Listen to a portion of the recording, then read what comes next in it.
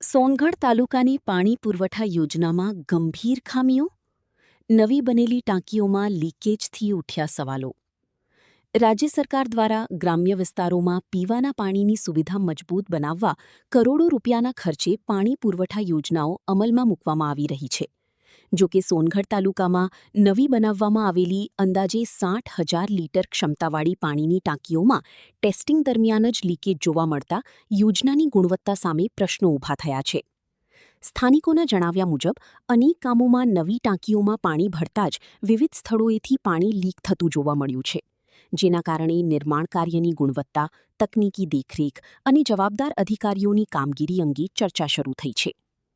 ગ્રામજનોનો આક્ષેપ છે કે જો નિર્માણ દરમિયાન યોગ્ય ગુણવત્તા નિયંત્રણ રાખવામાં આવ્યું હોત તો આવી સ્થિતિ સર્જાત નહીં.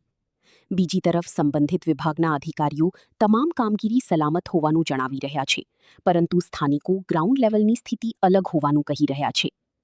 હાલ સમગ્ર મામલે પાણી પુરવઠા વિભાગ દ્વારા તાત્કાલિક તપાસ કરી ખામીઓ માટે જવાબદાર લોકો સામે યોગ્ય કાર્યવાહી કરવામાં આવી તેવી સ્થાનિકોની માંગ ઉઠી રહી છે. બ્યુરો રિપોર્ટ મનીષ જ્ઞાનચંદાની, તાપી લોક સમાચાર. મારું નામ ભીખુભાઈ, હું ગોપાલપુરા બિલફળિયાનો રહેવાસી છું અને મારા ગામમાં વર્ષો પછી પાણીની તકલીફ વચ્ચે ટાંકી બની પણ એની સ્ટાર્ટિંગ માટે ચાલુ કરવા માટે ભરતા જ લીકેજ થઈ ગયેલી છે.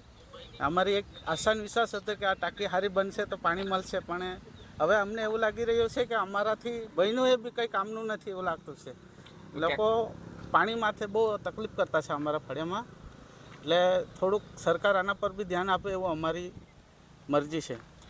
ટૂંકમાં આ ક્યાંક ને ક્યાંક આ યોજના નિષ્ફળ ગઈ છે એવું તમને લાગે છે? હા, લાગે છે, કેમ કે ટાંકી અડધી જ ભરેલી છે તો લીકેજ થાય તો ભરતાની હાથે પડી બી શકે છે.